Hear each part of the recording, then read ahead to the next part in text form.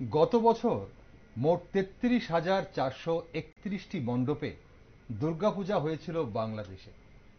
যদিও অন্তর্বর্তী সরকারের স্বরাষ্ট্র বিষয়ক উপদেষ্টা জানিয়েছিল এবার পূজার সংখ্যা বাড়তে পারে, কিন্তু পরিবর্তিত পরিস্থিতিতে এবছর পূজা হচ্ছে ৩২,৬৬৬টি, অর্থাৎ বাংলাদেশে প্রায় ৭৬৫টি পুজো কম হচ্ছে এবার। কিন্তু প্রশ্ন হচ্ছে, দেশটিতে যে অস্থির পরিবেশ বিরাজ করছে তাতে দুর্গাপূজা হলেও সাধারণ মানুষ কতটা স্বতঃস্ফূর্তভাবে উৎসবে অংশগ্রহণ করতে পারবে? সংখ্যালঘুদের ওপর নানান ধরনের আক্রমণ ও হুমকির পাশাপাশি দুর্গাপূজায় ছুটি নিয়ে আশঙ্কা দেশটির সনাতন ধর্মাবলম্বীদের এক কঠিন পরিস্থিতির সম্মুখে দাঁড় করিয়েছে। বিভিন্ন ইসলামপন্থী সংগঠনের হিন্দুদের পূজা থেকে শুরু করে প্রতিমা বিসর্জন করা যাবে না বলে সবকিছুতেই হুমকি দিচ্ছে বলে অভিযোগ শোনা যায়। এদিকে পুজোর সময় দিন দিন সরকারি ছুটি, তিন দিন সরকারি ছুটি দাবি করেছিল। বাংলাদেশের জাতীয় হিন্দু মহাজোট এই দাবি তো করে। এখন সরকার জানিয়েছে 11, 12 এবং 13 অর্থাৎ শুক্রবার, শনিবার ও রবিবার 3 দিন ছুটি পাবে সরকারি কর্মচারীরা, অর্থাৎ অষ্টমী, নবমী এবং দশমীতে। তবে এবছর অনেকগুলো শর্ত মেনে বাংলাদেশে দুর্গাপূজা করতে হবে বলে জানিয়েছে অন্তর্বর্তী সরকার। আজানের 5 মিনিট আগে থেকে এবং নামাজের সময় দুর্গাপূজার ঢাক, কাসর, ঘণ্টা এবং লাউডস্পিকার ইত্যাদি বন্ধ রাখতে হবে। এছাড়া স্থানীয় প্রশাসনের নির্ধারিত স্থানেই করতে হবে প্রতিমা বিসর্জন। নমস্কার, আমি দীপেন আর আপনারা দেখছেন নিউজ ভ্যানগার্ড। আজ পিতৃপক্ষ শেষ হয়ে দেবী পক্ষের শুভ সূচনা হলো। আজ মহালয়া, মায়ের আগমনী বার্তা ধ্বনিত হচ্ছে। চারিদিকে উৎসবের মেজাজ। তবে সংশয় আর আতঙ্ক নিয়ে কতটা পুজোর আনন্দ করতে পারবে কাঁটাতারের ওপারের সনাতন ধর্মীরা, তা নিয়ে একটি বিশেষ টকশোতে আজ আমার সাথে রয়েছেন রাজ্যের বিশিষ্ট শিক্ষাবিদ ননী গোপাল দেবনাথ এবং ইসকন হরেকৃষ্ণ মন্দিরের ধর্ম প্রচারক শ্যাম সুপ্রকাশ দাস ব্রহ্মচারী। আপনাদের দুজনকে স্বাগত আজকের অনুষ্ঠানে। প্রভু, আপনার কাছেই প্রথমে আসি। আজ মহালয়া, উৎসবের সূচনা হয়ে গেল এই বছরের 1431 সনের। পিতৃপক্ষের অবসান এবং দেবী পক্ষের সূচনা হয় বলা হয়, তাৎপর্যটা কি? মানে মহালয়ার তাৎপর্যটা কি? আসলে মহালয়া মানে পিতৃপক্ষের যেটা শেষ হয় এবং মাতৃপক্ষের শুরু হয়, মানে সমস্ত অশুভ শক্তি একদম সমূলে বিনাশ হয়, তারপরে সমস্ত শুভর আগমন হয়। আচ্ছা, তো সেটা হলো মহালয়ার এক লাইনে তাৎপর্য যদি আমরা বলি, এই আর কি। আচ্ছা, সব অশুভর বিনাশ হবে এবং শুভ শক্তির উত্থান এই মহালয়া। এবং 2024 অর্থাৎ 1431 সনের, বাংলা সালের 1431 সনের দুর্গাপূজার আজ মহালয়া, উৎসবের শুভ সূচনা হয়ে গেল। আমরা গোটা বিশ্বে যারা হিন্দু বাঙালিরা আছেন তারা তো অবশ্যই এই উৎসবে মেতে ওঠে। এছাড়া বিশ্বের বিভিন্ন প্রান্তের বিভিন্ন ধর্মের মানুষও কিন্তু দুর্গাপূজায় অংশগ্রহণ করে। প্রতি বছরের মতো এবছরও ভারতবর্ষে বহু দুর্গাপূজা মণ্ডপে মা দুর্গা ঢাকেশ্বরী রূপে বিরাজ করবেন। কিন্তু ঢাকা সহ গোটা বাংলাদেশে এবছর মা দুর্গার উৎসব কতটা সাড়ম্বরে হবে বলে মনে করেন স্যার? আমি প্রথমেই আজকে এই মহালয়ার পূর্ণ দিনে রাজ্যবাসীকে, ভ্যানগার্ড কর্তৃপক্ষের সবাইকে আমার ব্যক্তিগত পক্ষ থেকে আমি প্রণাম, ভালোবাসা জানাচ্ছি। তো আসলে এই যে দুর্গাপূজাটা এটা বাঙালির জাতীয় জীবনের সঙ্গে এটা একেবারেই যুক্ত। মানে বাঙালি মানেই হলো দুর্গা। দুর্গা কার পূজা? দেবী, বাঙালির দেবী। এটা একদম ব্র্যান্ডেড, এটা নিয়ে আর কোনো কথা বলার সুযোগ নেই। আচ্ছা, এবং বাঙালি আমেরিকা থাকুক, লন্ডন থাকুক, জার্মানি থাকুক, যেখানেই থাকে, 5টা পরিবার যদি বিদেশে থাকে, তারা কিন্তু দুর্গাপূজা করবেই। এটা বাঙালির মানে মা দুর্গার সঙ্গে আমরা ঘর থেকে বের হওয়ার সময়ও মা দুর্গা দুর্গা করে অনেকে বের হয় মানে কি, যে সে যে যাতে নিরাপদে আবার ঘরে ফিরে আসতে পারে, মা দুর্গার দুর্গতি নাশিনী হিসাবে মা চিহ্নিত আছেন।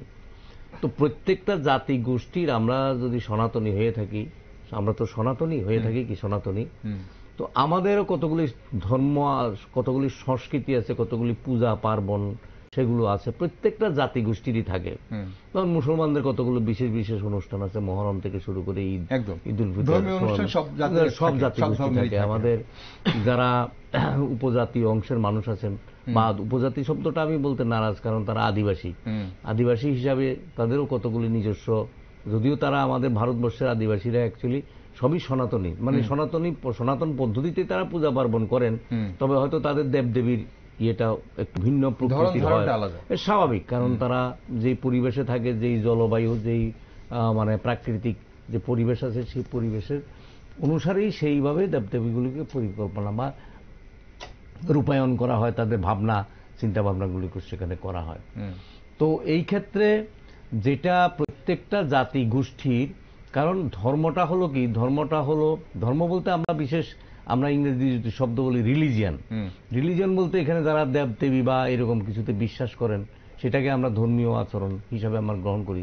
বৈজ্ঞানিক ব্যাখ্যা যদি দিতে যাই, তাহলে প্রত্যেকটা বস্তুর একটা নিজস্ব ধর্ম আছে, এটাও একটা ধর্ম। যেমন জল উঁচু স্থান থেকে নিচের দিকে যায়, জলেরও কতগুলো বৈশিষ্ট্য আছে, যে কোনো পাত্রে থাকলে সেই পাত্রে আকার ধারণ করে, জলের কতগুলো ধর্ম আছে।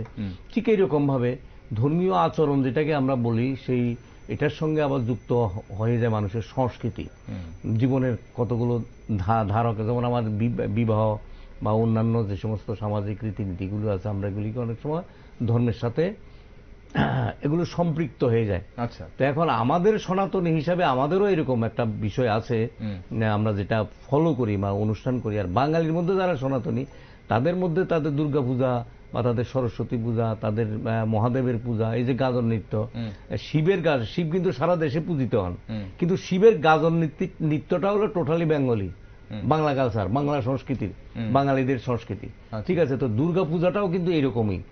তো এখন বাংলাদেশে যারা আছেন, তারা তো এটা পুজো করবেন স্বাভাবিক। যেমন আমাদের এই দেশে যারা, যেখানেই পৃথিবীর যেখানেই থাকুক, ইসলাম যদি থাকেন কেউ ইসলাম ধর্মাবলম্বী, তাহলে তারা তো ইসলামের আচরণ মতো সেই সাংস্কৃতিক কাজ বা ধর্মীয় আচরণগুলো করবেন, পালন করবেনই। এটা স্বাভাবিক, এটা স্বাভাবিক। কারণ এটা মানব সভ্যতার ক্রমবিকাশের সঙ্গেই এই যে ধর্মটাও উৎপাদন ব্যবস্থা যখন বিকাশ হলো, তার সঙ্গে ধর্মটার একটা যোগাযোগ আছে। তো এটা আমরা পুরো অস্বীকার করতে পারি না। হ্যাঁ, তবে সমাজে কিছু লোক আছে, কেউ আস্তিক আছে, কেউ নাস্তিক আছে, কেউ অর্থাৎ কেউ ঈশ্বর তত্ত্বে বিশ্বাস করে, কেউ বিশ্বাস করে না, কেউ আবার মাঝামাঝি অবস্থান, কিছু বিশ্বাস করে, কিছু করে না, বৈজ্ঞানিক দৃষ্টিভঙ্গি কিছু পোষণ করেন। এখন বিজ্ঞানের সঙ্গেও আবার অনেকে বিজ্ঞান চর্চা করেও আবার ধর্মকে মানেন, ধর্মীয় আচরণগুলির সঙ্গে। এটা তাদের ব্যক্তিগত ব্যাপার, একটা ইন্ডিভিজুয়াল ব্যাপার। আবার কিছু আছে সমষ্টিগত ব্যাপার, সমষ্টিগত। আমরা যেটা বাংলাদেশের এবার যে পরিস্থিতি দেখছি, বাংলাদেশে বরাবরই যেটা ভারতবর্ষেও হয়, ভারতবর্ষের 3টি রাজ্যে, বিশেষ করে পশ্চিমবঙ্গ, ত্রিপুরা এবং আসামেও প্রচুর দুর্গাপূজা হয়। এবং তারপর বাংলাদেশেও কিন্তু প্রচুর দুর্গাপূজা হয়, 33-34 হাজার প্রায় পুজো বাংলাদেশেও হয়, কিন্তু মণ্ডপ গড়ে ওঠে। কিন্তু এবার কতটা সাড়ম্বরে হবে, কেন পরিবর্তিত পরিস্থিতি, বাংলাদেশে যা অবস্থা এই মুহূর্তে, যা অস্থির পরিবেশ, শুধু যারা সংখ্যালঘু রয়েছে হিন্দু বাঙালিরা, তারাই শুধু নয়, অন্যান্য সংখ্যালঘু যারা রয়েছে তাদের উপরেও কিন্তু একটা নির্মম অত্যাচার বা নির্যাতন চলছে। তো সেই জায়গায় দাঁড়িয়ে এবারের এই দুর্গাপূজা শুধু যে হিন্দু বাঙালিরা উৎসব পালন করেন তা কিন্তু নয়, বাংলাদেশেও কিন্তু ভিন্ন ধর্মের মানুষও কিন্তু এই দুর্গাপূজায় অংশগ্রহণ করেন। পূজা উপলক্ষে যে মেলা হয়, উৎসব হয়, সেই উৎসবে কিন্তু অংশগ্রহণ করেন। এবং সেই উৎসবটা এবার কতটা সাড়ম্বরে হবে, সেটাই এখন একটা প্রশ্ন আর কি। প্রভু, আপনি কি মনে করেন কতটা সাড়ম্বরে হবে এবারের বাংলাদেশের উৎসব? তো প্রথমত ইসকন হরেকৃষ্ণ মন্দিরের পক্ষ থেকে, সম্পূর্ণ ইসকনের পরিবারের পক্ষ থেকে নিউজ ভ্যানগার্ডকে অসংখ্য প্রশমিত শুভেচ্ছা এবং অসংখ্য প্রণাম যে এরকম একটা টকশো, বিশেষ একটা টকশো আয়োজন করার জন্য। প্রথমত বলি যে দুর্গা যে শব্দটা এসছে, মা দুর্গা, যে আমরা যেখানে আমরা পৃথিবীতে এসেছি আমাদের কর্মফল ভোগ করার জন্য। তো এই দুর্গা শব্দটার যেটা ডিফাইন করে যে দুর্গ নামক কারাগার, এই সম্পূর্ণ পৃথিবীটা হলো দুর্গ নামক কারাগার। আর এই দুর্গ নামক কারাগারের অধিষ্ঠাত্রী দেবী হলেন দেবী দুর্গা। আচ্ছা, মানে আমরা কিছু রুলস এন্ড রেগুলেশন, মায়ের কিছু রুলস এন্ড রেগুলেশন থাকবে, সেগুলো আমরা পালন করব। এটাই আমাদের সন্তান হিসেবে কর্তব্য। এবার রইল বাকি বাংলাদেশের কথা। এবার প্রথমত যেটা আপনি বললেন যে সংখ্যালঘু আর সংখ্যাগুরু, এই দুটো শব্দ, তো যদি আমরা বাংলাদেশের কনস্টিটিউশন দেখি বা সংবিধান দেখি, বাংলাদেশ কিন্তু একটা স্বাধীন প্রজাতান্ত্রিক দেশ। সেখানে সংখ্যালঘু সংখ্যাগুরু সেই শব্দটা থাকতে পারে, কিন্তু এটার কোনো কাজ নাই। মানে এখানে প্রজারাই হবে মেইন, কিন্তু এটা বর্তমানে বিপক্ষেই দেখা যাচ্ছে। কিন্তু এটা যদি এরকম পরিবর্তিত পরিস্থিতিতে এরকম কন্টিনিউয়াসলি চলতে থাকে, তাহলে বাংলাদেশ কতটা পরিমাণ ধর্ম নিরপেক্ষতা পোষণ করবেন সেটা জাতিসংঘ দেখবে। আর সম্পূর্ণ আমরা অনেকটা কষ্ট পাই যারা এপারের সনাতনী আছে, এপারের কেন সনাতনী কেন বলবো, সমস্ত যারা যারা আছি বাংলাদেশের পরিস্থিতি নিয়ে আমরা প্রচুর উদ্বেগ প্রকাশ করছি। 5 তারিখ যখন এই মানে সরকারের পতন হলো, তখন সঙ্গে সঙ্গে দুপুরবেলা আমার কাছে আমার প্রচুর বন্ধু বান্ধব বাংলাদেশে আছে। ইসকন পরিবারের সঙ্গে যুক্ত হওয়ার পর বাংলাদেশ থেকে প্রচুর বন্ধু বান্ধব আমার সঙ্গে জুড়েছেন, বা আমিও সৌভাগ্যবশত ওদের সঙ্গে জুড়তে পেরেছি।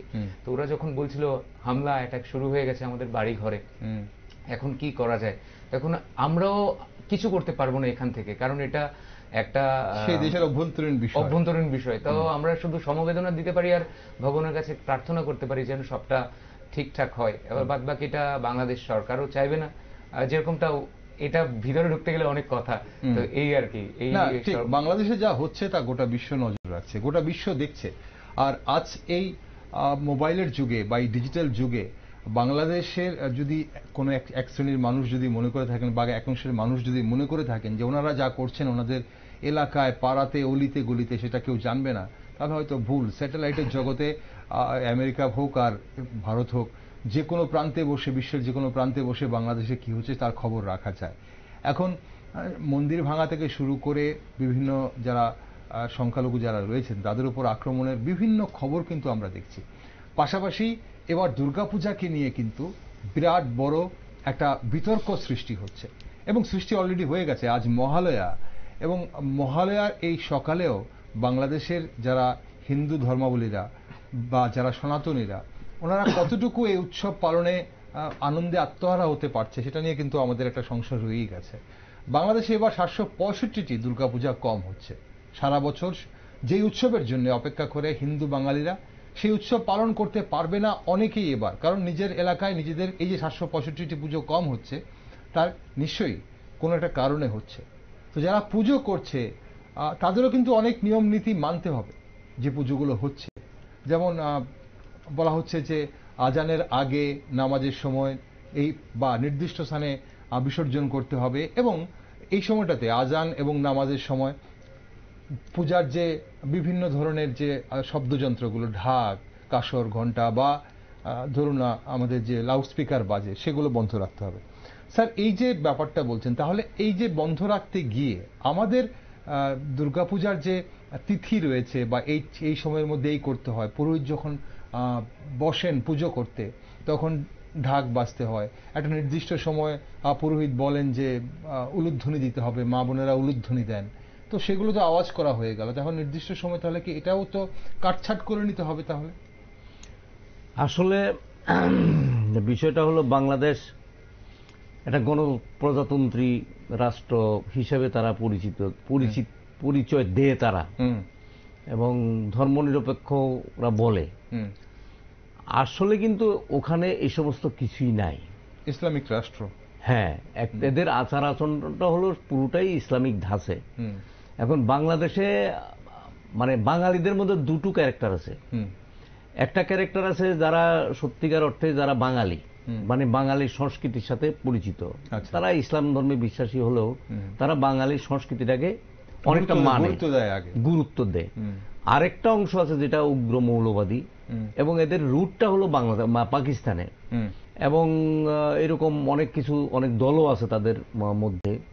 এখন এরা হলো প্রথম থেকেই মানে একটা ভারত বিদ্বেষ তাদের মধ্যে তো আছেই, পাশাপাশি সনাতন ধর্মের প্রতি তাদের একটা মানে আলাদা বিদ্বেষ আছে। তো এটা থাকার একটা, আমি যেটা মনে করি আর কি, বা ঐতিহাসিকভাবেও নিশ্চয়ই বিষয়টাকে আমরা অস্বীকার করতে পারবো না, এটা হয় কি বাংলাদেশে যত মুসলমান আছে বা আমাদের পাকিস্তানেও যে সমস্ত মুসলমানরা আছেন আর কি, তো বা সারা বিশ্বের ক্ষেত্রেও হয়, তো এটা মানে ম্যাক্সিমামই তো কনভার্টেড মুসলিম, মানে তারা এক সময় আসলে তারা ছিলেন হিন্দু, তো পরবর্তী সময় তারা নানা কারণে হয়তো কেউ মানে জবরদস্তির শিকার হয়েছেন, অথবা কেউ স্বেচ্ছায় মুসলমান হয়েছেন, ধর্ম পরিবর্তন করেছেন, করতেই পারেন তারা, এটা তাদের ব্যক্তিগত ব্যাপার স্যাপার, তারা করতেই পারেন বা যেভাবেই করুন। তবে বিরাট অংশ আপনার মানে অনফোর্সেই হয়েছে, একটা বিশাল অংশ, বিশেষ করে আমাদের দেশভাগের পরে। এটা ইতিহাসের ব্যাপার, যদি আমরা আলোচনা করি তাহলে আরেকটা অনেকটা সময় লাগবে। কারণ এই যে ইখতিয়ার উদ্দিন মোহাম্মদ বখতিয়ার খুলজি, যিনি মানে বাংলা জয় করেছিলেন, এর আগে তো বাংলাদেশে তো মুসলমান ছিল না, সবই তো হিন্দুই ছিল। তো এরপর থেকেই তো সব কনভার্টেড হয়ে গেছেন মুসলমান হিসাবে। এখন যারা কনভার্টেড হয়েছেন দেখা যায় কি এদের মধ্যে একটা অ্যাগ্রেসিভনেস বেশি আছে। এটা স্বাভাবিক, যে যেখান থেকে আসে ওইখানের প্রতি তার একটা আলাদা মানে একটা ক্ষোভ থাকে। ওইটা মনে করে যে আমি যেহেতু হয়েছি, যেমন এইডস এর রোগী যদি এইডস আক্রান্ত হয়, সেও মনে করে আমার মতো আরো কয়েকজন এইডস এর রোগী বাড়ুক দেশে। তো এইরকম ব্যাপারটা এরকম আর কি, এতে একটা বিদ্বেষ ভাব তাদের মধ্যে হয়তো অনেকের মধ্যে সৃষ্টি হয়েছে। তারপরেও আমরা দীর্ঘদিন ভারতবর্ষে ইসলামিক শাসন, সুলতানি শাসন বা কি জানি বলে মুঘল শাসনে হিন্দু মুসলমান থাকতে একটা সমন্বয়বাদী একটা কালচার সেখানে সৃষ্টি হয়েছিল। কিন্তু ব্রিটিশরা এই সমন্বয়টাকে ভাঙার জন্য হিন্দু এবং মুসলমানের মধ্যে তারা কি করেছে, তারা বিভেদ সৃষ্টি করেছে, সাম্প্রদায়িক বীজ তারা বপন করে দিয়েছে, যার ফল হিসাবে আমরা দেশভাগ হয়েছি।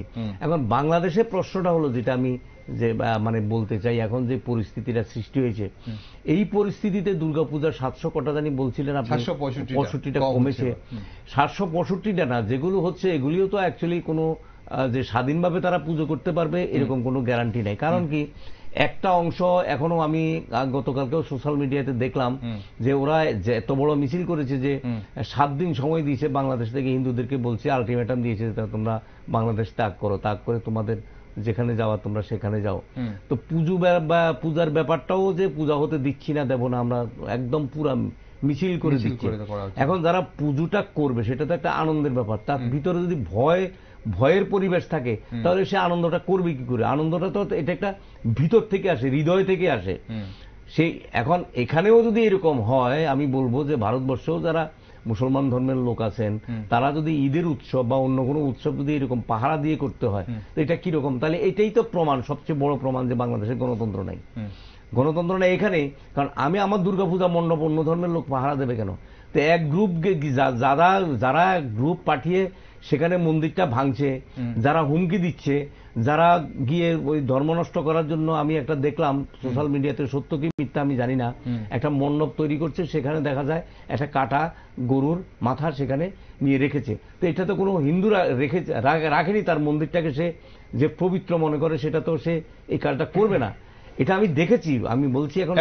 এখন সমস্যা হচ্ছে যে এই যে ঘটনাগুলো হচ্ছে, এই যে মূর্তি ভাঙা বলুন বা আপনি যে ঘটনাগুলো বলছেন, এবং দুর্গাপূজাকে কেন্দ্র করে নয় শুধু, বাংলাদেশে এই ধরনের ঘটনা প্রায় সময় ঘটছে, এবং এখন এটা একটু বেশি লক্ষ্য করা যাচ্ছে। আর বিভিন্ন সামাজিক মাধ্যমে, সত্য মিথ্যা যাচাই তো আমরা করতে পারি না, সামাজিক মাধ্যমে এগুলো আমরা চোখে পড়ে, যেমনটা আপনি বলছিলেন। এখন কথা হচ্ছে যে এইগুলো কি নেহাতি শুধু ওই যে একে অপরের প্রতি হিংসার জেরে করা হয়, নাকি এটার পেছনে কোনো গভীর ষড়যন্ত্র থাকে? মানে যে এইসব করে একটা ধর্ম, যেমন বাংলাদেশে হিন্দু ধর্মের যারা মানুষরা আছেন, তারা যেন তাদের ধর্মীয় আচার রীতিগুলো পালন না করতে পারে, একটা সময় সেটা না করতে পারলে তার একটা অন্য ধরনের প্রভাব হবে, এটার জন্য করে বলে আপনাদের মনে হয়?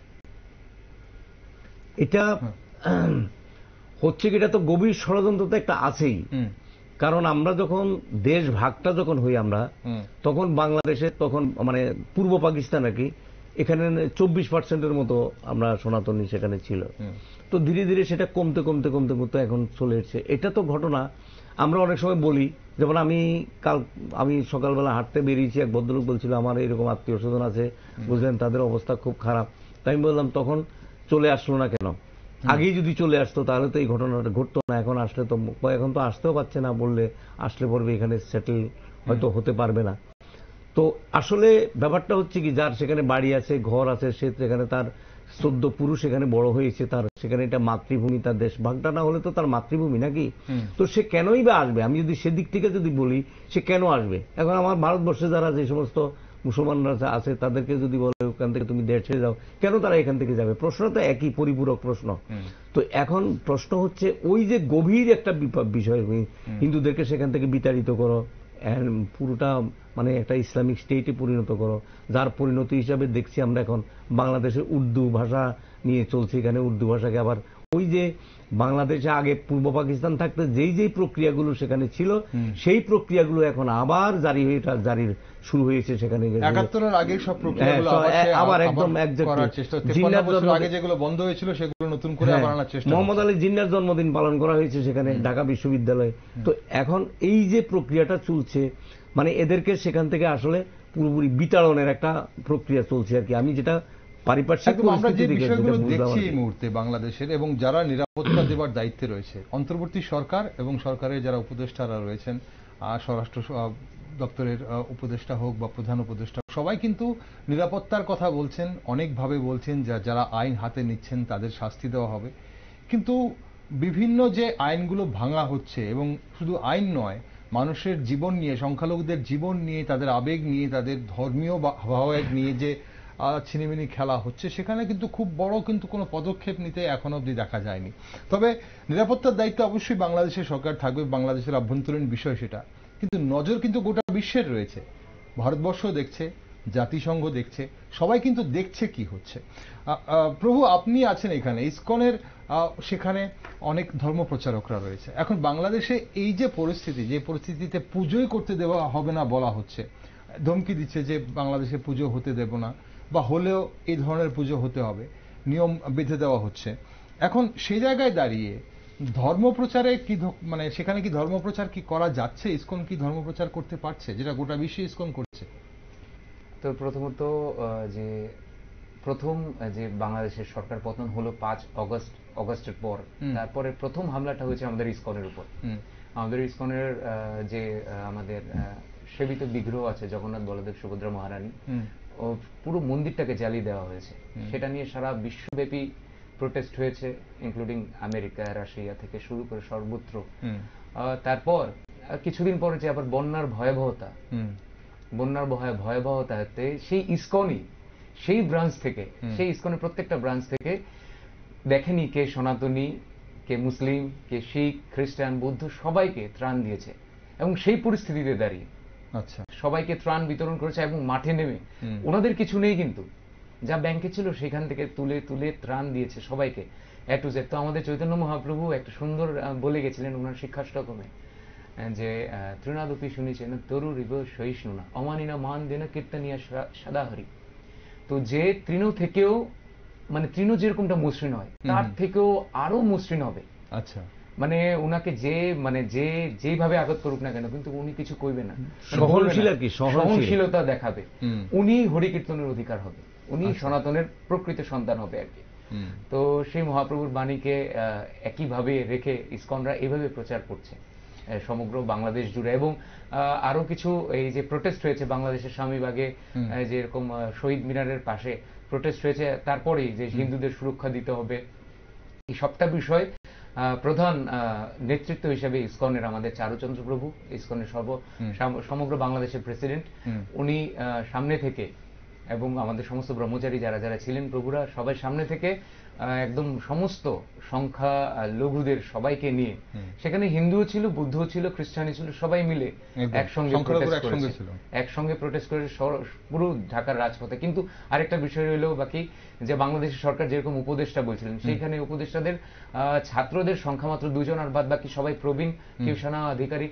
কিন্তু সমগ্র বাংলাদেশটা এখন চলছে এই ছাত্রদের মানে কাজকর্মে, মানে ছাত্রদের উপর ভিত্তি করে। ছাত্ররা যে ছাত্ররা বয়স হলো পড়াশোনার, তাদের কোনো ধরনের এক্সপিরিয়েন্স নেই। রাষ্ট্র পরিচালনা করতে গেলে কি পরিমাণ এক্সপিরিয়েন্স দরকার সেটা স্যার বলতে পারবে ভালো, কিন্তু সেখানে কোনো ধরনের এক্সপিরিয়েন্স নেই। যে ছেলেটা বাবার হোটেলে খেত, পড়াশোনা করতো, সে রাষ্ট্র সম্পর্কে কি বুঝবে, অধিকার সম্পর্কে কি বুঝবে? শুধু দেখা যাচ্ছে যে প্রধান উপদেষ্টা ডক্টর মোহাম্মদ ইউনূস, উনি একজন নোবেল জয়ী, এবং উনি নোবেল জয়ী শুধু, কিন্তু ওনার কথাতে ওনাকে শুধু মানে কি বলে সার্বজনীন প্রধান হিসেবে রেখেছেন, কিন্তু কাজ কিন্তু উনি করছেন না, কাজ করছেন কিন্তু ছাত্ররা। দেখবেন যেরকম শহরের রাজপথে ট্রাফিক কন্ট্রোল করছে, এবার যেখানে যাচ্ছে গিয়ে কিছু ভাষণ দিচ্ছে ছাত্ররা। তো এইটা সবটা কিন্তু ছাত্ররাই করছে, যাদের চাঁদাবাজি, তাদের কিন্তু এক্সপিরিয়েন্স নেই। কিন্তু এক্সপিরিয়েন্স নেই যে তার জন্য বাংলাদেশ কি পরিমাণ ক্ষতিগ্রস্ত হবে। আর হাতে গোনা 5 বছর পরে বাংলাদেশের চিত্রটা একদম সম্পূর্ণ পাল্টে যাবে। যেভাবে চলছে এভাবে চলতে থাকলে তাহলে বাংলাদেশের পরিস্থিতি কি হবে সেটা সহজেই অনুমান করা যাচ্ছে। ছাত্ররা যেটা বলছিলেন আপনি, ছাত্ররা গান করতে করতে কাউকে খুঁটির সঙ্গে বেঁধে মেরেই ফেলছে, তো শাস্তি দেওয়ার নাম করে গান করতে করতে। এই কোন ছাত্র সমাজ, এই পৃথিবীর কোন ছাত্র সমাজের আমরা চিত্র দেখছি বাংলাদেশে? মন্দির ভাঙা তো ছিলই আগে, মন্দির ভাঙা আগেও ছিল, সেটা এখন উৎসব শুরু হওয়ার আগে ছিল। মূর্তি ভাঙারও ছবি সামনে আসছে উৎসব শুরু হওয়ার আগে। আমরা দেখেছি যে কিছুটা মূর্তি তৈরি হয়েছিল, সেই ছবি মূর্তি ভেঙে দেওয়া হচ্ছে।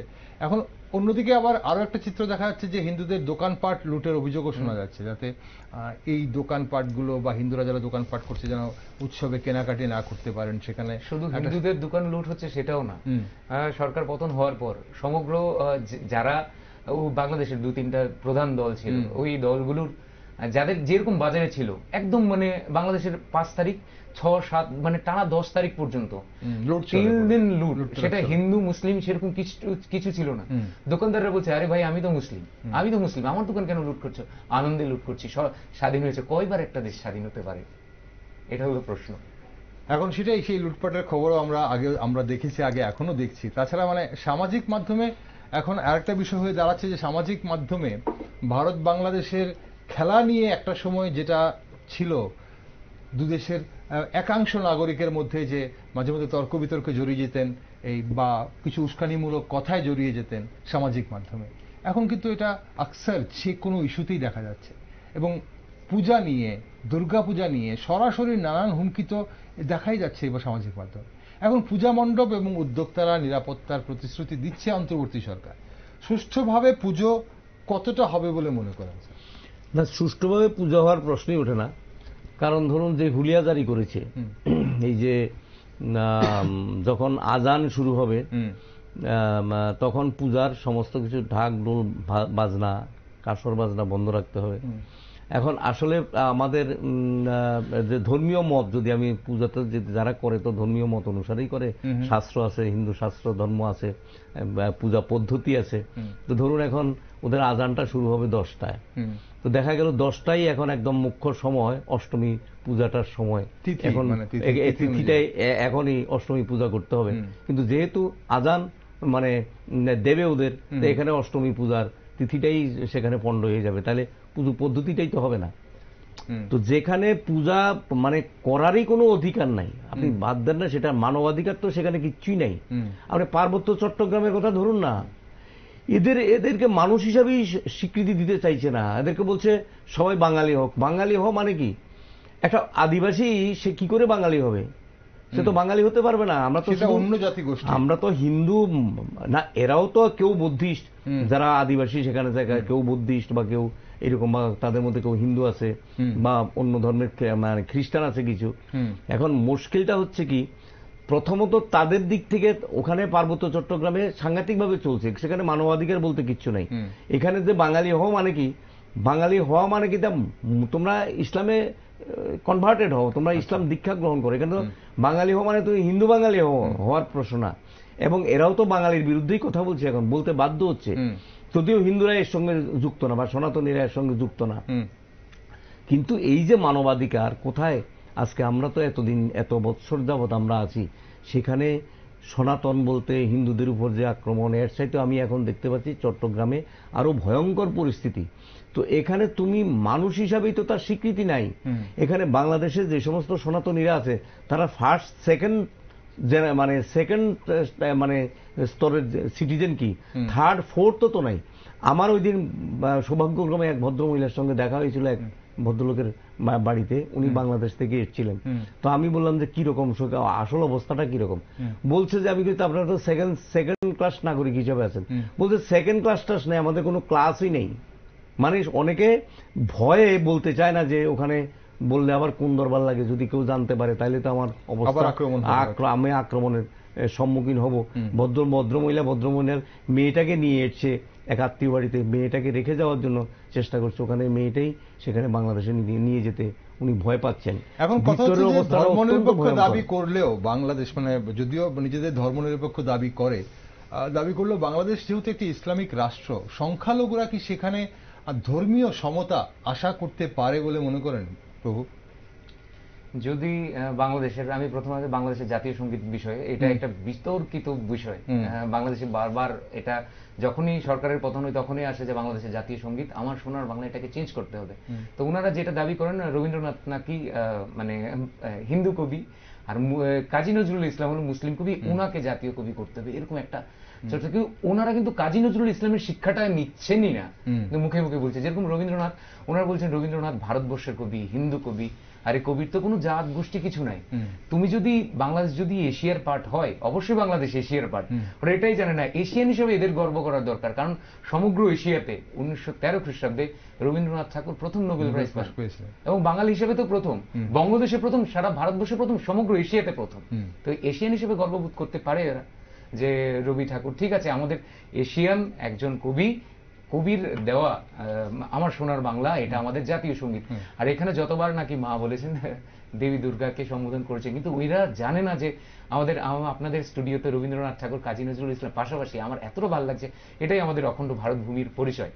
তো কাজী নজরুল ইসলাম ওনার, আমি যখন গান শিখতাম, এখনো যখন করি গান, তখন কাজী নজরুল ইসলামের বিভিন্ন নজরুল সঙ্গীত, যেরকম কাজী নজরুল ইসলাম লিখে গেছেন আমার কালু মায়ের পায়ের তলায় দেখে যারে আলু, তো উনার এতটা পরিমাণ, হ্যাঁ, উনার শ্যামা সঙ্গীত ছাড়া এক একটা প্যান্ডেলও, আমাদের মা কালীর আরাধনা হয়, এক একটা প্যান্ডেলেও ওনার কাজী নজরুল ইসলাম বাদে একটা গান হয় না। ওনার গান মাস্ট বি ইম্পর্টেন্ট, অন্য থাকবে কিন্তু ওনার গান প্রথমে থাকবে। এটা হলো আমাদের ভারত ভূমি। তো ওনারা কাজী নজরুল ইসলামের শিক্ষাকেই গ্রহণ করছেন না। তো এটা শুধু মানে লাফালাফি আর কি, মানে জাত আর ধর্ম এটার ভেদ করছে। ঠিক যেটা বলছিলাম, তাহলে এই সমতা, ধর্মীয় সমতা কি আশা করা যায় বাংলাদেশের কাছে? সংখ্যালঘুরা কি আশা করতে পারেন? না না, ওই পরিবেশই তো নাই এখন। পরিবেশটা তো সম্পূর্ণ বিষাক্ত পরিবেশ, এই প্রশ্নই তো ওঠে না। যা বাংলাদেশে, আমি বলছি না সবাই ধর্ম, মানে সবাই এই মানে মৌলবাদী, বিরাট অংশ আছে যারা মৌলবাদে বিশ্বাস করে না, তারাও আক্রান্ত, তারাও কথা বলতে পারছেন না এখন। মানে মুসলমানদের মধ্যে যারা মৌলবাদী না, যারা ধর্মনিরপেক্ষতা পোষণ করেন, যারা মানবতাবাদে বিশ্বাস করেন, যারা মানে হিউম্যান রাইটসটাকে তারা যারা প্রাধান্য দেন, এদের অবস্থা খুবই খারাপ। এরাও খুব সংকটজনক অবস্থার মধ্যে আছে। পরিস্থিতিটা এইভাবে দীর্ঘদিন যাবত এটা মানে আন্ডারগ্রাউন্ড কাজটা সেখানে হচ্ছিল। এই যে আপনার এই যে কি জানি কোটা বিরোধী আন্দোলন, আসলে কোটা ফোটা কিচ্ছু না, এটা তো সামনে একটা কোটা ছিল। এখন বোঝা গেল এখন কোটা কোথায়, তোদের কোটা কোথায়, এখন তো কোটা ফোটা নাই।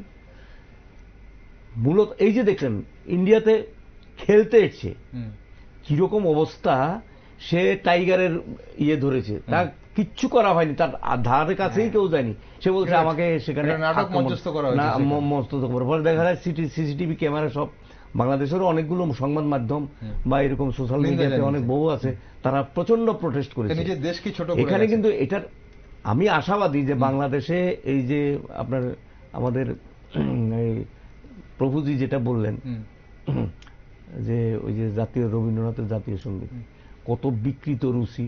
রবীন্দ্রনাথ মারাই গেলেন 41 সালে, কবিতাটা লিখেছেন, গানটা লিখেছেন উনি 1905 খ্রিস্টাব্দে, যখন বঙ্গভঙ্গ, এবং সেখানে রাখি বন্ধন উৎসব পালন করলেন, কত কিছু হিন্দু মুসলমানের মধ্যে সেখানে রাখি, এই পারের মানুষ ওইখানে ইয়ে করা দেওয়া, রামেন্দ্র সুন্দর ত্রিবেদী অরণ্যনের ডাক দিলেন, প্রত্যেক পরিবারে পরিবারে রান্না বন্ধ, বাঙালি জাতিকে দ্বিধা বিভক্ত করা হয়েছে। তখন রবীন্দ্রনাথ আমার সোনার বাংলা আমি তোমায় ভালোবাসি, তোমার আকাশ তোমার বাতাস, কি দারুণ, মানে একেবারে পুরো বাংলা ভাষাকে, বাঙালির জল বায়ু, বাংলার প্রকৃতিকে উৎসর্গ করে গানটা।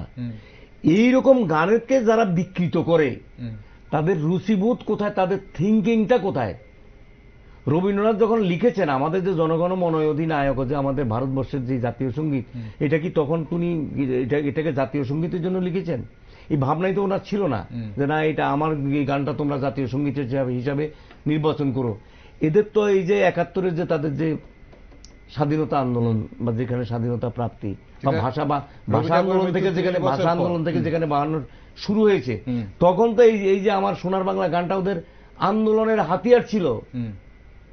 আমার সোনার বাংলা আমি তোমায় ভালোবাসি, এই গানটা তো ওদের আন্দোলনের ছিল।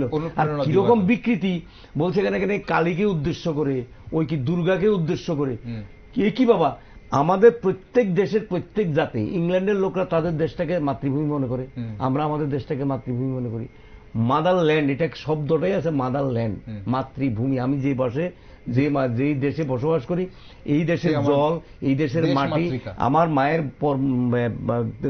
মায়ের গর্ভ থেকে যখন আমি ভূমিষ্ঠ হই, যখন আমি বেরিয়ে আসি, তখন আমি মায়ের কোলে, মাতৃভূমির কোলে আমি আশ্রয় নেই।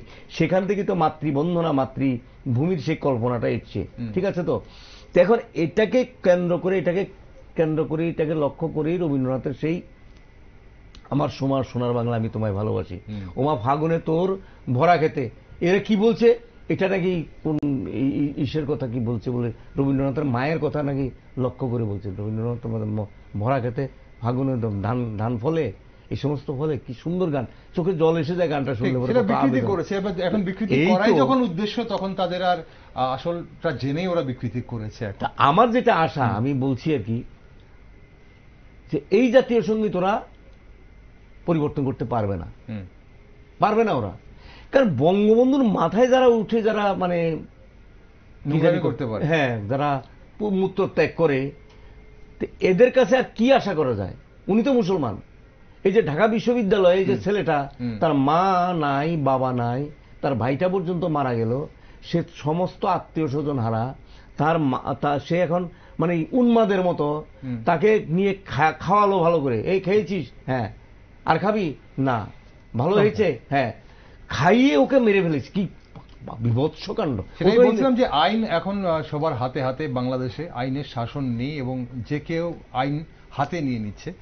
তবে গ্রেপ্তার হচ্ছে, কয়েকজন গ্রেপ্তার হচ্ছে, এমনটাও আমরা দেখছি, কিন্তু তারপর তাদের কি শাস্তি হবে বা কি তদন্ত হবে সেটা হয়তো আগামী দিনে বলা যাবে, আগামী দিনে দেখা যাবে। তবে একটা জিনিস প্রভু, বাংলাদেশের যে এই দুর্গাপূজাকে কেন্দ্র করে যে হিন্দুদের ওপর বা হিন্দু বাঙালিদের ওপর যেভাবে মানসিক ও শারীরিক অত্যাচার করা হচ্ছে, এটাতে সুদূর প্রসারী কোনো কুপ্রভাব হবে বলে আপনার মনে হয়? মানে যাদের উপর করা হচ্ছে, মানে বাংলাদেশের হিন্দুদের উপর সুদূর প্রসারী কুপ্রভাব তো খুব তাড়াতাড়ি, যতক্ষণ না পর্যন্ত বাংলাদেশে নির্বাচন হচ্ছে ততক্ষণ পর্যন্ত এই প্রভাবটা চলতে থাকবে এবং হিন্দুরা আরো লাঞ্ছিত হতে থাকবে। এটা সবে, ওরা তো বলছে, যেরকম সামাজিক মাধ্যমে আমি দেখতে পাচ্ছি যে সবে তো শুরু, আরো অনেকটা বাকি আছে। মানে যতক্ষণ না পর্যন্ত নির্বাচন, যতক্ষণ না পর্যন্ত হচ্ছে, ততক্ষণ পর্যন্ত হামলা হুজ্জতি কন্টিনিউয়াসলি চলতে থাকবে। এটা বাংলাদেশে, এবং বাংলাদেশের আমি বলবো না যে ওই জাতিটার সবাই খারাপ, সেটা না স্যার যেটা বললেন। কারণ বাংলাদেশে আমার যে আমি বাংলাদেশ নিয়ে ভিডিও বানিয়েছিলাম, তো আমার এই ভিডিওটা প্রচুর শেয়ার গেছে, প্রায় 1000 জন মতো শেয়ার করেছে বাংলাদেশের মানুষ। আচ্ছা, সবাই আমার সনাতন ধর্মের ধরুন 400-500, আর বাদবাকিরা কিন্তু মানে মুসলিম ধর্মের সবাই। আচ্ছা, এবং আমার একটা আইডি ওখানে বাংলাদেশ চট্টগ্রামে খোলা হয়েছে। আচ্ছা, তারপর আমাকে ইনফরমেশনটা দিয়েছে আমার একজন বন্ধু, বাংলাদেশের মুসলিম একজন বন্ধু। আচ্ছা, তো আমি কিভাবে ওকে খারাপ বলবো? মুসলিম পুরোটা জাতিকে কিভাবে বলবো? ভারতবর্ষের মাটিতে দাঁড়িয়ে, আমার ভারতবর্ষের কনস্টিটিউশনে দাঁড়িয়ে আমার জাতির পিতা মহাত্মা গান্ধী আমাকে এই শিক্ষা দেয়নি যে একটা জাতিকে আমি খারাপ বলবো। কিন্তু এটাও আমি দেখতে পাচ্ছি ভারতবর্ষেও বাংলাদেশের প্রভাবকে একটু কাজে লাগিয়ে আমরা একটু হলেও একটু বিতৃষ্ণা হচ্ছি আমাদের বিধর্মদের উপর। কিন্তু এটা কিন্তু আমাদের করাটা একদম দরকার না। আমি সবার কাছে, করজোড়ে আমার সমস্ত ভারতবাসীর কাছে বলতে চাই যে আমরা কোনোভাবেই বাংলাদেশের হিংসাকে আমাদের ভারতে আনবো না। কারণ ভারত একটা অহিংসার ভূমি। সেটাতে কখনো আমাদের জাতির পিতা যে শিক্ষাটা দিয়ে গেছেন, আমরা কখনো চাই না আমাদের ভারতবর্ষকে লজ্জিত করতে। আমাদের এখানে প্রোটেস্ট আমরা করবো আইনিভাবে, কিন্তু আমাদের নিজেদের হাতে কখনো তুলব না। তাহলে আমাদের বাংলাদেশের সঙ্গে আমাদের তুলনাটা থাকবে না। ঠিক, এই আর আমরা একই পথে হাঁটলাম তাহলে। স্যার, এই ব্যাপারটা আপনার কি মনে হয়? বাংলাদেশের সংখ্যালঘুদের উপর যে আক্রমণ নিয়ে প্রতিবাদ বিক্ষোভ তো এই রাজ্যে হচ্ছে, এখন পাশাপাশি দুর্গাপূজার নানান বিধিনিষেধ নিয়েও সামাজিক মাধ্যমে সরব হয়েছে একাংশের রাজ্যের নাগরিকরা। তো দুই দেশের নাগরিকদের মধ্যে দিন দিন সম্পর্ক কোথায় গিয়ে ঠেকছে বলে আপনি মনে করেন? না, সম্পর্কটা যে খারাপ হচ্ছে দিন দিন, এটা আমি অস্বীকার করতে পারবো না। আর যদি আমি বলি তাহলে বাস্তবকে আড়াল করার একটা অপচেষ্টা হবে। বিশেষ করে ক্রিকেট খেলার সময় আমরা দেখেছি যেভাবে তাদের মধ্যে একটা ভারত বিদ্বেষ, অহেতুক মানে মন্তব্য, আজে বাজে মন্তব্য, মানে হারলে গেছে, হ্যাঁ, সেখান থেকেই তো এটা তাদের মধ্যে যে ভাবনাটা যেভাবে যেটা শুরু হয়েছে, এটা মানে অনভিপ্রেত। এখন বাংলাদেশে যদি মন্দির ভেঙে ফেলে, তাহলে এখানে আমরা একটা মসজিদ ভেঙে ফেলবো, এটা মোটেই তাহলে ভারতবর্ষের চরিত্র, আমরা তো আর ওদের এক সমান হয়ে গেলাম। কিন্তু আমাদের এই দেশে আমি মনে করি এরকম কোনো ঘটনা ঘটবে না। একেবারেই বিচ্ছিন্ন দুই একটা ঘটনা ঘটবে না এটাও ঠিক না, ঘটতেও পারে, কিন্তু একেবারে ব্যাপক হারে যেটা হচ্ছে ওই রকম কোনো রিয়াকশন এখানে হওয়ার কোনো সম্ভাবনা আছে বলে আমি মনে করি না। এখানে আমাদের এটা হবে না। এবং আমরা আমাদের ভারতবর্ষের যে একটা বিরাট ঐতিহ্য বসুধৈব কুটুম্বকম, এখানে যে আমাদের এটা মানে কি বলবো আমি, সবাই মিলে শুনো হে মানুষ ভাই, সবার উপরে মানুষ সত্য তাহার উপরে নাই, এই যে ভারতীয় সভ্যতার যে মর্মবাণী, এই মর্মবাণীটা এখানে আমাদের রক্ষা করতে হবে। আমরা ওটার সেখানকার দ্বারা আমরা প্রভাবিত হব না, তবে সেখানে যেই ঘটনাগুলি ঘটছে তার প্রতিবাদ আমরা করবো না এটাও না, আমরা আমাদের প্রতিবাদ করতে হবে, আমাদের সাধ্যমতো সুযোগ থাকলে তার প্রতিরোধও করতে হবে। কারণ সেখানে যারা সনাতনী বলে বা হিন্দু বলে ভিন্ন ধর্মের বলে চট্টগ্রামে হোক আর যেখানেই হোক তারা নির্যাতিত হবে, আর আমরা এখানে হাত গুটিয়ে বসে থাকবো, আমরা প্রতিবাদ পর্যন্ত করব না, আমরা তার সোচ্চার কথা বলবো না, এটা আমাদের করতেই হবে। মানবতা যেখানে যেখানে লুণ্ঠিত হবে, মানবতা যেখানে পদদলিত হবে, তার বিরুদ্ধে আমাদের সোচ্চার ধ্বনি তুলতে হবেই একজন মানুষ হিসাবে, আমি মনে করি আর কি, সেটা আমাদের করা দরকার। একদম। আর অনুষ্ঠানের সময় ফুরিয়ে আসছে প্রভু, মহালয়ার সাথেই তো উৎসবের আনন্দ শুরু হয়ে যায়, তবে আমাদের রাজ্যে যে এবার পুজো হবে দুর্গাপূজা, তাতে একটু কিছু পরিবর্তন তো আমরা অবশ্যই দেখব, কারণ ডিজে নিষিদ্ধ করা হয়েছে সরকারিভাবে। তো সেখানে সরকারিভাবে যখন ডিজে নিষিদ্ধ করা হয়েছে, সংস্কৃতির যে আমাদের উৎসবের যে সংস্কৃতি ছিল, যেটা কিছুটা হলেও একটা ভিন্ন পথের দিকে যাচ্ছিল, সেটা হয়তো আমাদের এই সংস্কৃতিটা কিছুটা পরিবর্তন লক্ষ্য করা যাবে এবার, কি মনে করেন? তো এটার জন্য আমি প্রথমত নিউজ ভ্যানগার্ডকে বিশাল বড় একটা ধন্যবাদ দিতে চাই, কারণ কিছুদিন আগেই এটা নিয়ে আমাদের একটা টক শো হয়েছিল, স্যার ছিলেন, স্যার সুন্দরভাবে ব্যাখ্যা করেছিলেন কিভাবে ডিজের এফেক্ট আমাদের মধ্যে পড়তে পারে। তো তার পুরোটা কৃতিত্ব আমি নিউজ ভ্যানগার্ডকে দিতে চাই যে এরকম একটা টক শোর প্রভাবে সরকার একটু নড়েচড়ে বসে ডিজেটা বন্ধ করেছে, সেটার খুব ভালো একটা প্রভাব পড়বে, এবার দেখতে পাবে সবাই। কিন্তু তারপরে যদি আমরা একটু উদ্ভট আচরণ করি তাহলে তো আমরা সরকারকে মানলাম না, আর সরকারকে যদি না মানি তাহলে আমি সুষ্ঠু জনগণ হিসেবে, স্বাধীন রাষ্ট্রে সুষ্ঠু জনগণ হিসেবে বিচার্য না, যদি আমরা সরকারের বিধিনিষেধগুলি না মানি। ঠিক, তাহলে বাংলাদেশ আর আমার মধ্যে পার্থক্য থাকলো না। একদম ঠিক। স্যার, আপনার কি মনে হয় উৎসব আনন্দে আমাদের কি কি মাথায় রাখতে হবে? আমি তো একটা কথাই বলবো, আমি দেবী দুর্গার পূজা করি আর যাই করি, গণেশ পূজা করি, কার্তিক পূজা, কালী পূজা যাই করি, সেটা আমি ভক্তির জন্য করি, মায়ের আশীর্বাদের জন্য করি, কৃপার জন্য করি, সবার মঙ্গলের জন্য করি, দেশের মঙ্গল মানুষের মঙ্গলের জন্য করি, আমি সবকিছু করি। তো এখন এটা যদি ভক্তির চাইতে যদি অন্য কিছু বেশি হয়ে যায়, আমোদ প্রমোদটা যদি বেশি হয়ে যায়, এবং আমোদ প্রমোদটা যেটা এমন আমোদ প্রমোদ হয় যেটা অন্যের শান্তি বিঘ্ন করে, যে শান্তিতে ঘুমোতে পারবে না, হার্টের রোগী, তার মানে হার্টের সমস্যা হবে, হ্যাঁ, বৃদ্ধ মানুষ সে আতঙ্কিত হবে, তো এরকমটা হলে তো এটা তো মোটেই কাম্য না। এটা তো আমার তাহলে ভক্তির কোনো ব্যাপার সেবার নেই, অন্য কোনো একটা ব্যাপার। আমি তাহলে বুঝবো যে আসলে আমি দেবীকে আরাধনা করছি না, আমি অন্য উদ্দেশ্যে চাঁদা কালেকশন করছি, আমি একটা আনন্দ উৎসব করার জন্য, উৎসবের নামে উচ্ছৃঙ্খলতা করার জন্য একটু আনন্দ করলাম, আমেজ করলাম, খাওয়া দাওয়া করলাম, আনন্দ ফুর্তি করলাম, এর জন্য আমি পূজা করছি। পূজার যে উদ্দেশ্য যেটা হয় সামাজিক সুস্থিতি শান্তি রক্ষার জন্য বা সামাজিক সাম্য, মানে কি বলবো, মানুষের মঙ্গল কামনার জন্য, মঙ্গলের জন্য আমরা তো দেবীকে বলি কি মঙ্গলদায়িনী, দুর্গা দুর্গতি না আসেনি। তো দুর্গতি না আসেনি না হয়ে যদি দুর্গা দুর্গতির কারণে দাঁড়ান, তাহলে তো এটা মোটেই কাম্য নয়। তো সুতরাং এটা হওয়া উচিত। উৎসব সবাই যেন একইভাবে উৎসবে আনন্দ করতে পারে, সেটাই কাম্য, সবাই যেন সেটাই করতে পারে। অসংখ্য ধন্যবাদ স্যার, আপনাকেও ধন্যবাদ। প্রভু, আপনাকেও ধন্যবাদ আজ সঙ্গে থাকার জন্য, অনুষ্ঠানের সময় ফুরিয়েছে। দর্শক বন্ধুরা, উৎসব আসছে, উৎসব সবার, আর সবাই মিলেমিশে একসঙ্গে আমরা উৎসব পালন করব। তবে আমার আনন্দ যেন অন্য কারোর নিরানন্দ না হয়, সেদিকে অবশ্যই আমাদের খেয়াল রাখতে হবে। তবে বাংলাদেশে এবার কেমন দুর্গোৎসব পালন হবে তা অবশ্যই সময় বলবে। তবে অনেকেই মনে করেন দেশটিতে সংখ্যালঘুদের ওপর যত আক্রমণ সংঘটিত হবে ততটাই কিন্তু তাদের মধ্যে অনেক বেশি ঐক্যবদ্ধতা জাগ্রত হবে। শুধু বাংলাদেশ নয়, হিন্দু বাঙালি বিশ্বের যে কোনো প্রান্তেই থাকুক না কেন, দুর্গাপূজার সময় তাদের মনে কিন্তু একটা বিশেষ অনুভূতি কাজ করে। সেই আবেগে যখন বাধা পড়ে তখন মন কাঁদে, আর সেই কান্নার আওয়াজ কাঁটাতারের এপার থেকেও শোনা যায়। কেমন কাটবে বাংলাদেশের হিন্দু বাঙালিদের শারদোৎসব, সেদিকে অবশ্যই নজর রাখছি আমরা। আপনারা চোখ রাখুন শুধুমাত্র নিউজ ভ্যানগার্ডে।